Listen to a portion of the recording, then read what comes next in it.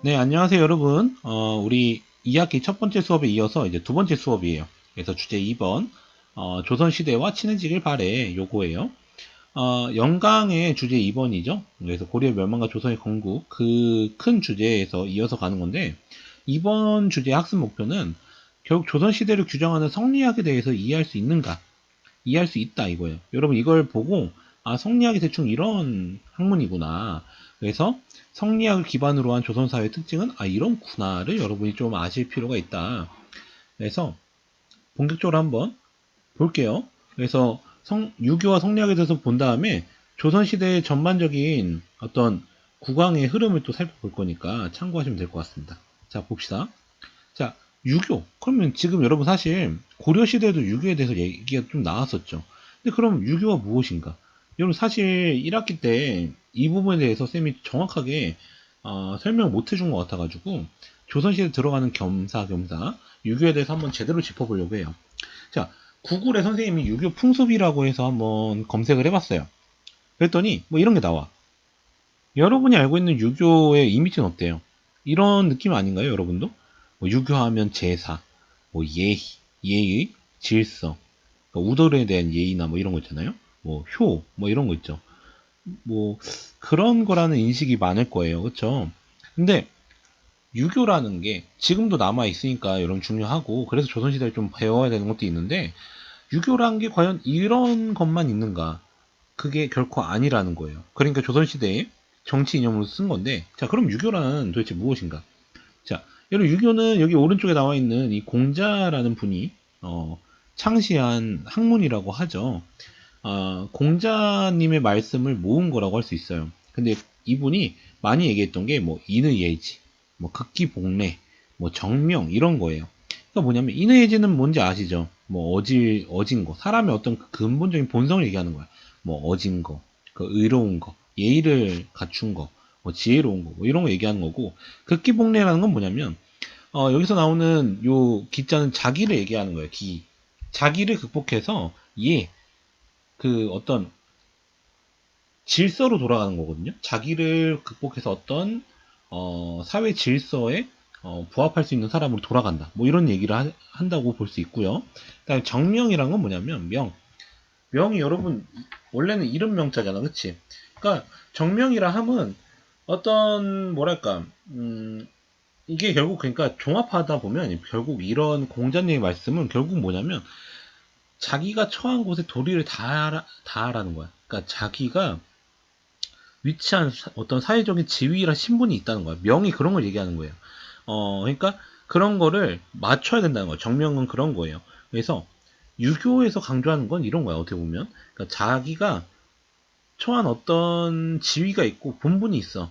거기에서 자기가 최선을 다할 뿐이야. 그래서 내세의 어떤 영원한 삶을 기대하는 그런 게 아니다. 이런 불교는 좀 다르죠.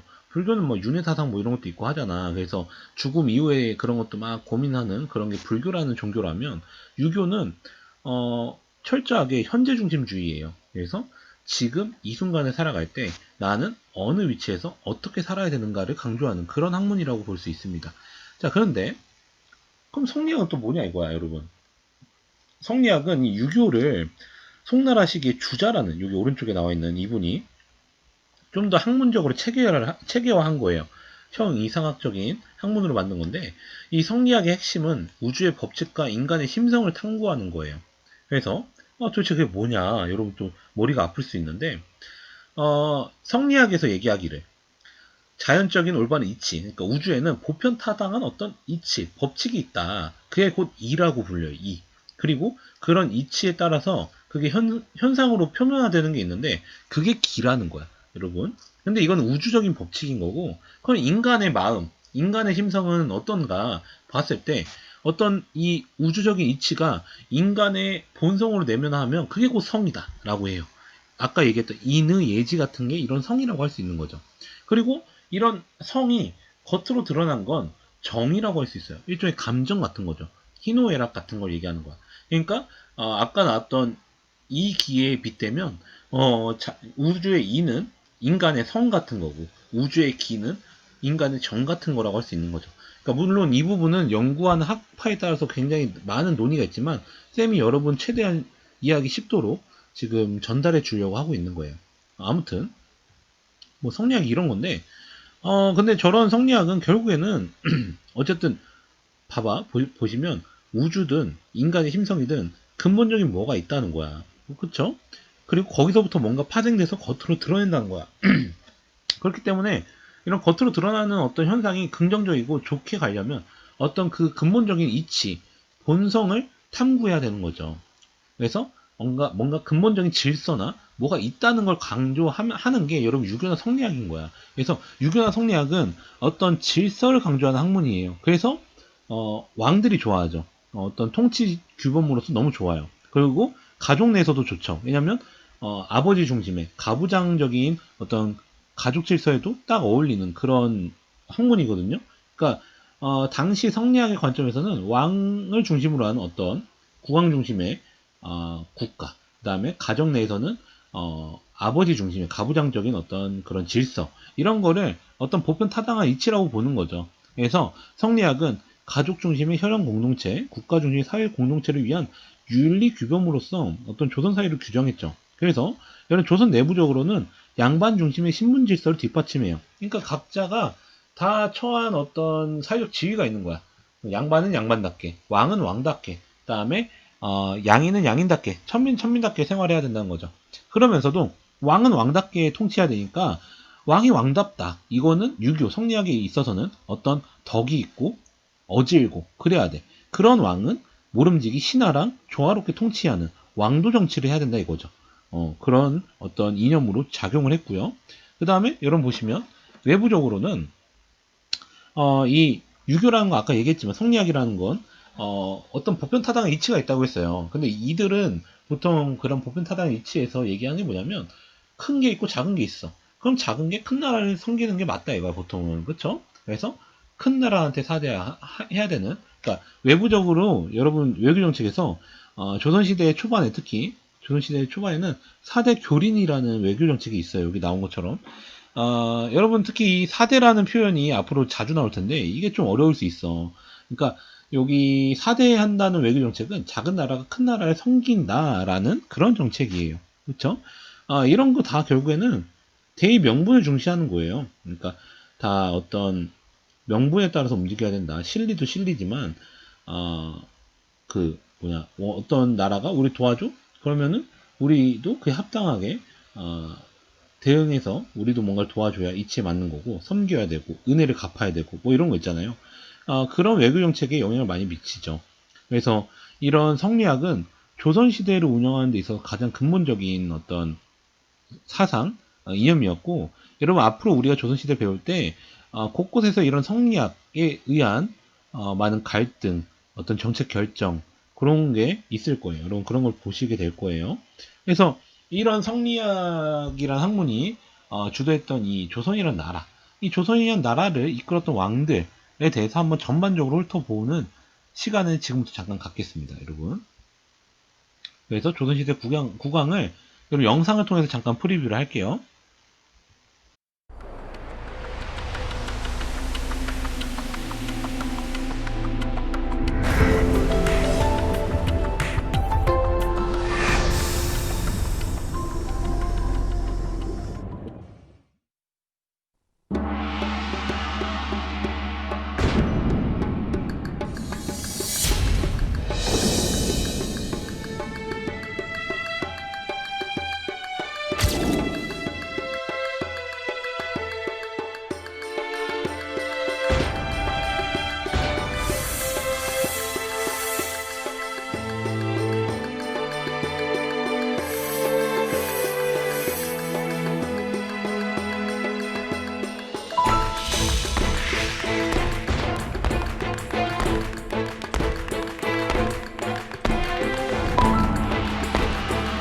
왕의 이름.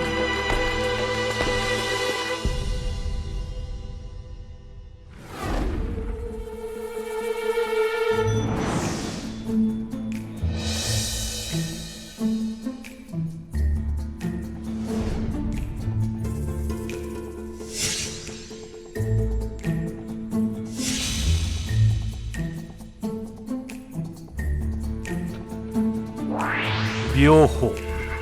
국왕승하 후 그 공덕을 기리어 붙이는 이름.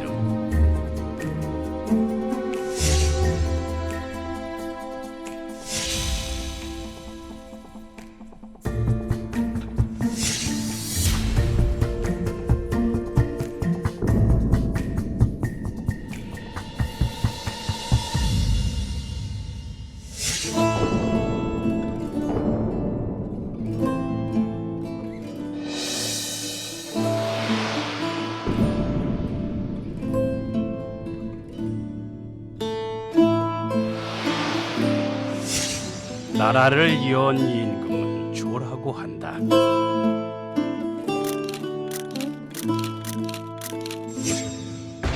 부자간 왕통을 계승한 임금은 종이라 한다.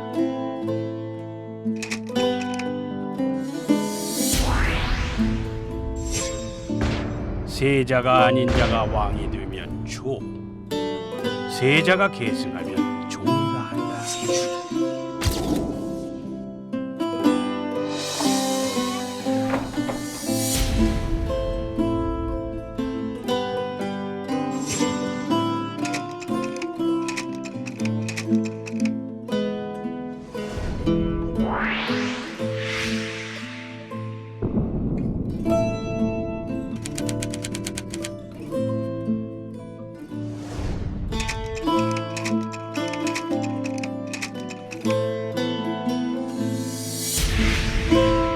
공이 있는 자는 조, 덕이 있는 자는 종이라 한다.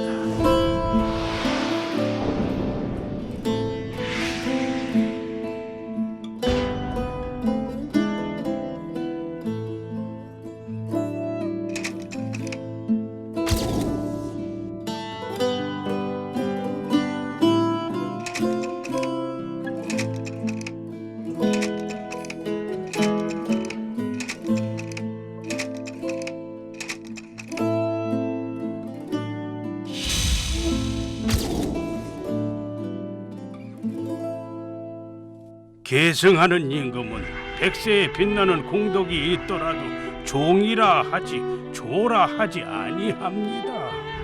선왕에게 조의 호칭을 올리는 것은 근거가 없는 일이고 예에 크게 어긋나는 것이옵니다.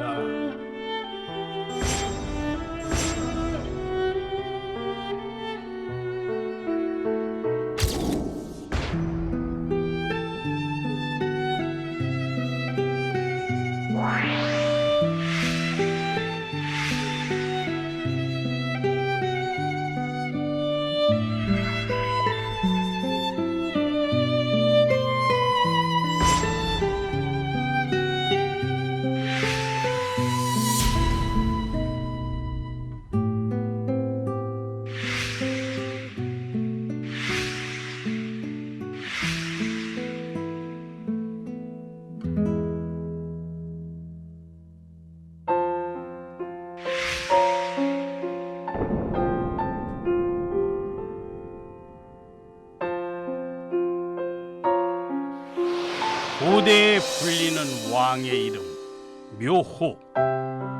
묘호에는 조선 왕조의 역사와 왕권 강화를 위한 왕들의 욕망이 깃들어 있다. 네, 여러분 영상 잘 보고 오셨죠? 여러분 조선시대의 왕의 어떤 이름에 담겨있는 의미를 설명해 주면서도 왕들의 전반적으로 훑어주는 좋은 영상이었어요. 자, 여러분 뭐 초등학교 때부터 뭐 태종태세 문단세 많이 외웠죠. 근데 여러분 미안하지만 진짜 이 부분은 그런 걸 좀 외워 놓으시면 나중에 이 조선시대 공부할 때 너무 도움이 많이 돼요. 그래서 지금 한번 먼저 쭉 한번 보시고 쌤이 엄청 강요하지 않겠지만 여러분 태종태세 문단세 이런 거 좀 외워주시는 게 좋을 것 같아요. 그래서 여러분 보시면 조선시대를 처음에 건국했던 태조가 있고요. 그 다음에 그 아들인 정종이 있어요. 근데 정종은 얼마 이렇게 뭐지? 재위하지 않죠. 약간 떠밀려서 왕이 됐거든. 실제로는 태종 이방원이 워낙 왕에 대한 욕심이 있었죠. 그래서 이 사람한테 양보를 받아서 태종이 권력을 장악하죠. 이때 왕권이 엄청 강화돼요. 이 사람은 왕도 정치도 왕도 정치지만 왕권 강화하기를 되게 좋아했던 사람이야. 그다음에 세종 시기에 가면은 여러분 유명하죠. 태종의 아들인 세종. 자, 이 사람은 왕조 정치를 좀 지향했죠. 그래서 신하들하고 협치하면서 많은 업적을 남겼어요. 특히 문화적으로, 그치? 그리고 문종이 있죠. 여러분, 문종은 세종의 아들로서 이렇게 왕위를 계승했지만 몸이 안 좋았죠. 그래서 일찍 죽어요. 그래서 그의 아들인 단종이 왕위를 잇지만 이 단종은 많이 어렸죠. 그래서 이 단종이 결국에는 왕위를 노렸던 세조, 수양대군한테 쫓겨나죠. 그래서 계유정난으로 인해서 세조가 왕이 되잖아요. 이게 여러분 영화 그 관상의 배경이 되는 그 부분이죠. 그래서 세조가 왕을 이었고요. 그 다음에 예종, 그 다음에 성종 이렇게 가죠. 성종 시기쯤 가면 여러분 그 우리나라 조선시대의 법전인 경국대전이 어느 정도 편찬이 되죠. 자, 그 다음에 이런 그 유명한 연산군. 연산군 폭군으로 엄청 유명하죠. 여러분 이 시기 성종, 연산군, 중종 이 시기가 사림이라는 세력이 등장했던 시기예요.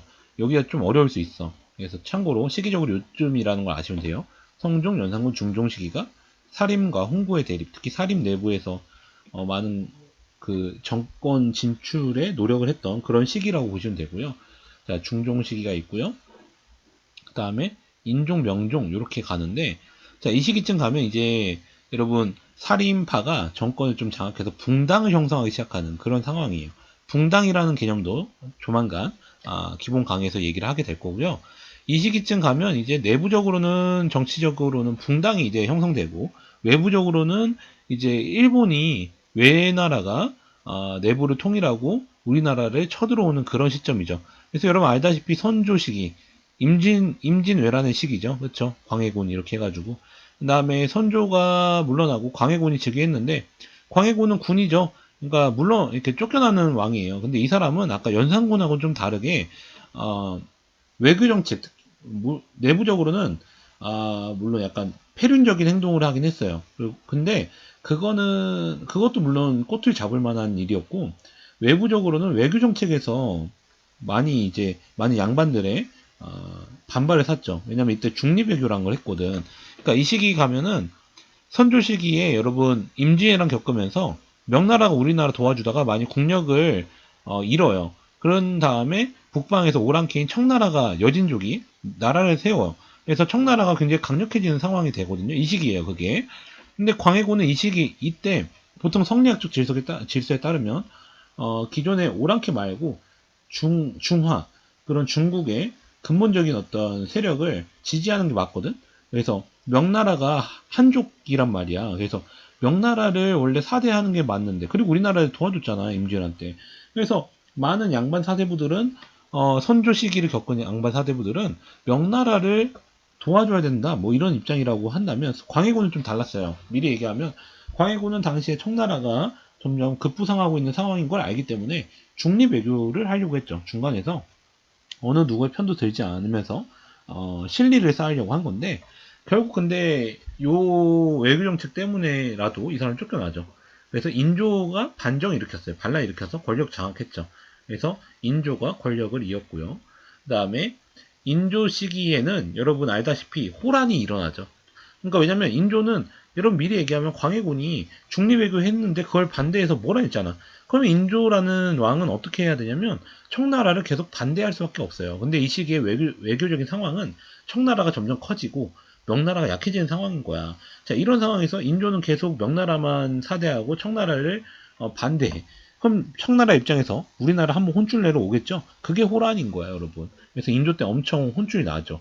그 다음에 효종, 현종 이렇게 가는데 효종, 현종 이때는 이제 인조가 많이 당했잖아, 청나라한테. 그래서 효종 시기 가면은 그거를 한번 복수하겠다 하면서 북벌, 막 청나라를 치자, 막 이런 거를 뭐 주장했던 그런 시기였던 거죠. 그다음에 뭐 현종, 숙종 이렇게 가면서 약간 이때 가면 점점 이제 조선시대 학자들이 성리학 학문적인 연구에만 점점 너무 몰두해요. 그래서 막 누가 죽으니까 상복을 몇 년복을 입어야 된다. 3년복인 상복을 입어야 된다. 뭐 1년복인 상복을 입어야 된다. 뭐 이런 약간 소모적인 논쟁을 하기 시작하죠. 이때 그걸 예송이라고 하는데 좀 어려운 개념이지만 나중에 한번 얘기할 기회가 있을 거고요. 그러면서 이제 점점 여러 정치 세력끼리 갈등이 너무 심화돼요. 너무 서로 사이가 안 좋아지면서 서로 완전히 제거해 버리거든요. 그러니까 여러분 아까 얘기했던 인종 명종식이 점점 이때 형성됐던 붕당이라는 건 서로 공존하면서 비판과 견제했던 그런 정치 운영 형태라고 보시면 돼요. 근데 숙종식이 특히 이때 오면은 환국이라고 해서 다른 정치 세력을 완전히 제거해 버려. 그래서 어떤 정치를 어떤 특정 세력이 독점하는 그런 형국이 나타나죠.